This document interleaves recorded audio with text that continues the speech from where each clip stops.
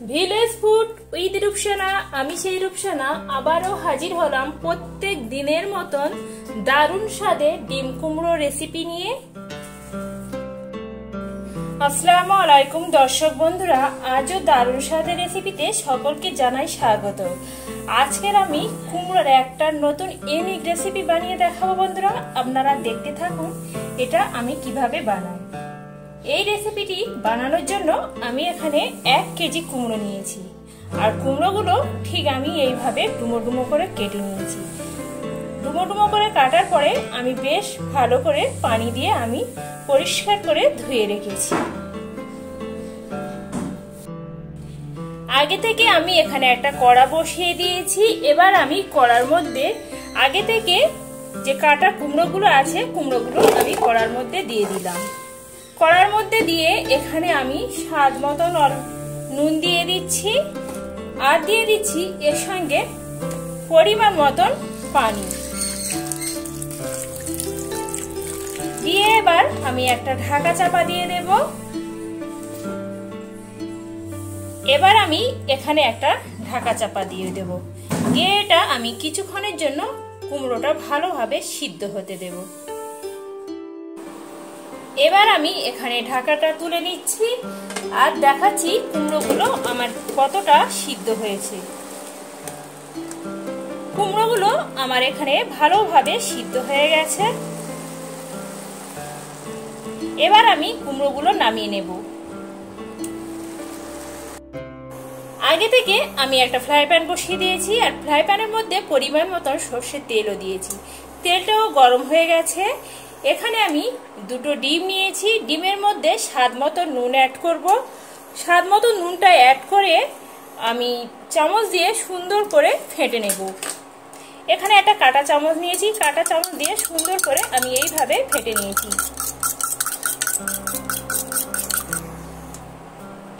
এবার আমি যে ফাটানো ডিমটা আমি এবার তেলের মধ্যে দিয়ে দেব।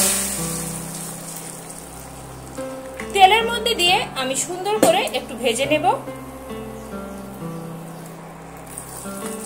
ডিমটা আমি এবার এইভাবে উল্টে দেব। উল্টে দিয়ে এইভাবে ছোট ছোট করে কেটে নেব। তখন যদি একসঙ্গেও এইভাবে ফুটে দিতাম তাহলে একদম ধুলো ধুলো হয়ে যেত, আর গালে পড়লে খেতে ভালো লাগতো না। আমি এখানে 2টো ডিম নিয়েছি, আপনারা এর থেকে বেশিও নিতে পারেন, তাতে কোনো অসুবিধা নেই। এইভাবে ডিমগুলো আমি হালকা করে একটু ভেজে নিচ্ছি।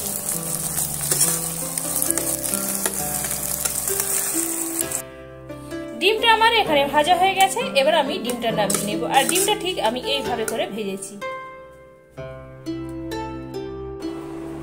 আগে থেকে আমি এখানে একটা কড়া বসিয়ে দিয়েছি। এবার আমি কড়ার মধ্যে দিয়ে দেব পরিমাণ মতন সর্ষের তেল। তেলটা আমার এখানে গরম হতে থাক। তেলটা আমার এখানে গরম হয়ে গেছে। ফোড়নের জন্য আমি দিয়ে দিচ্ছি একটা তেজপাতা, একটা কুচনো পেঁয়াজ। পেঁয়াজটা দিয়ে আমি পেঁয়াজটা সুন্দর করে একটু লাল লাল করে ভেজে নেব। এবার দিয়ে দেব 1 চা চামচ কাঁচা জিরে। কাঁচা জিরেটা দিয়ে একটু কয়েক সেকেন্ডের জন্য ভাজা ভাজা করে নেব। সুন্দর একটা সুঘ্রাণ বের হলে এর মধ্যে দিয়ে দেব আদা বাটা। এখানে আমি ছোট চামচে 1 চামচ চুচো করে আদা বাটা নিয়েছি, আর নিয়েছি এখানে কুচনো থেতো করে রসুন। এখানে আমি 2 চামচ দিয়ে দিচ্ছি, আর দিয়ে দেব 3টে কাঁচা লঙ্কা। দিয়ে এটাও আমি এইভাবে একটু নেড়ে চেড়ে নেব। রসুন থেকে সুন্দর একটা ফ্লেভার উঠলে এর মধ্যে দিয়ে দেব ছোট চামচে 1 চা চামচ হলুদের গুঁড়ো, আর দিয়ে দেব 1/2 চা চামচের জিরে মরিচ আর ধনের গুঁড়ো। দিয়ে আমি মশলাটা একবার সুন্দর করে কষিয়ে নিচ্ছি। বন্ধুরা, এইভাবে হলেও আমার মতন করে এইভাবে একবার কুমড়োর রেসিপিটা বানিয়ে দেখতে পারেন। খেয়ে আপনাদের কেমন লাগলো কমেন্ট বক্সে কিন্তু কমেন্ট করতে একদম ভুলবেন না বন্ধুরা। এইভাবে আমি মশলাগুলো কষিয়ে নিচ্ছি। মশলাগুলো আমি সুন্দর করে কষিয়ে নিয়েছি আর মশলা থেকে খুব সুন্দর একটা সুবাস উঠছে। এবার এর মধ্যে দিয়ে দেব আগে থেকে যে কুমড়ো সিদ্ধ করে রেখেছিলাম সেই কুমড়োগুলো। আমি এখানে নুনটা এখন অ্যাড করছি না, কারণ আমি কুমড়োর সময় নুনটা আমি দিয়েছিলাম। যদি কম পড়ে তবে আমি কুমড়োর মধ্যে আবারও একটু নুন দেবো। এইভাবে কুমড়োগুলো দিয়ে হালকা হাতে এইভাবে নেড়ে চেড়ে কুমড়োগুলো একটু সুন্দর করে ভাজা করে নিতে হবে। কুমড়োগুলো এইভাবে হালকা হাতে আমি নেড়ে চেড়ে নিয়েছি আর সুন্দর করে ভেজে নিয়েছি। কুমড়োর মধ্যে যে সমস্ত রস ছিল রসগুলো শুকিয়ে গেছে আর কুমড়োগুলো সুন্দর করে আমার এখানে ভাজা হয়ে গেছে। কড়া থেকে সুন্দরভাবে একটা তেলও ছেড়ে দিয়েছে। এর ফাঁকে বন্ধুদের কাছে ছোট্ট একটা রিকোয়েস্ট করি, যেসব বন্ধুরা আমার চ্যানেলটি এখনো পর্যন্ত সাবস্ক্রাইব করেনি প্লিজ বন্ধুরা একটা সাবস্ক্রাইব করে দেবেন। যেসব বন্ধুরা সাবস্ক্রাইব করে দিয়েছেন তাদেরকে জানাই অসংখ্য অসংখ্য ধন্যবাদ।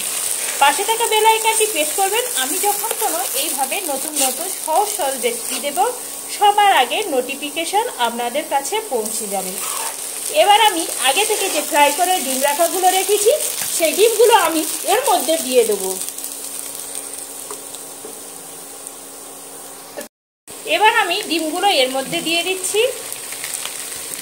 ডিমগুলো দিয়ে আবারও আমি কুমড়োর সঙ্গে সুন্দর করে নেড়ে চেড়ে নেব। আঁচটা কিন্তু লো টু মিডিয়াম আঁচে রাখতে হবে। আর কুমড়োটা আমি চেক করেছি নুনটা একটু আমার এখানে কম আছে, আবারও আমি এর মধ্যে একটু নুন দিয়ে দেব। নুনটা দিয়ে আবারও আমি এইভাবে হালকা হাতে একটু নেড়ে চেড়ে নেব। এই কুমড়োর রেসিপিটা বন্ধুরা একদম অসাধারণ হয়, খেতে যেমন সুন্দর আর খুবই দারুণ টেস্টি হয়। আর বাড়িতে থাকা একদম অল্প উপকরণে ঝটপট বানিয়ে ফেলা যায়। এটা গরম গরম দুপুরের ভাতের সঙ্গে খুবই তো ভালো লাগে, আর এটা রুটি পরোটার সঙ্গে পরিবেশনও করতে পারে। এবার আমি একটা ঢাকা নিয়ে চাপা দিয়ে দেব।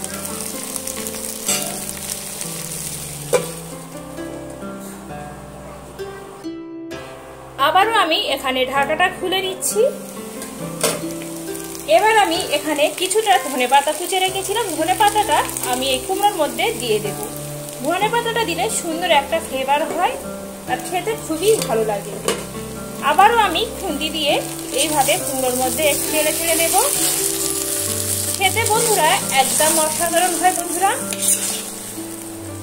বাড়িতে কাউকে এইভাবে করে খাওয়ালে আপনার প্রশংসায় কিন্তু শেষ থাকবে না। এবার আমি এর মধ্যে দিয়ে দেব সেই যে আগে থেকে জিরে মরিচের গুঁড়োটা পেস্ট করে রেখেছিলাম, সেই পেস্টটা আমি এখানে দিয়ে দেবো অল্প একটু। দিয়ে আবারও খুন্তি দিয়ে একটু নেড়ে চেড়ে দেবো, যাতে কুমড়োর মধ্যে এই জিরে আর মরিচের গুঁড়োটা এর সঙ্গে ভালোভাবে মিশে যেতে পারে। এখানে আমাদের রান্নাটা একদম কমপ্লিট হয়ে গেছে। এবার আমি এটা ঢাকা দিয়ে 2 মিনিটের মতন রেখে দেব।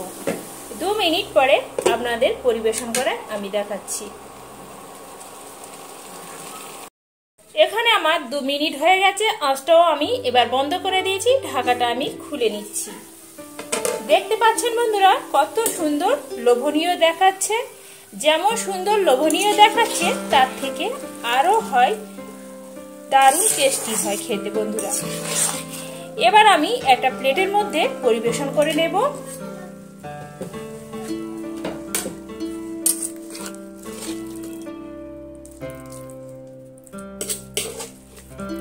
দেখতে পাচ্ছেন বন্ধুরা, আশা করি এই কুমড়োর রেসিপিটা একদম অসাধারণ লাগবে বন্ধুরা।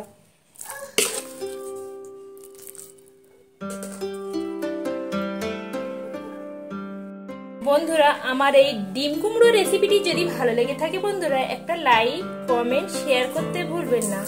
আমার নতুন নতুন ভিডিও পেতে গেলে চ্যানেলটি সাবস্ক্রাইব করবেন বন্ধুরা, প্লিজ বন্ধুরা প্লিজ।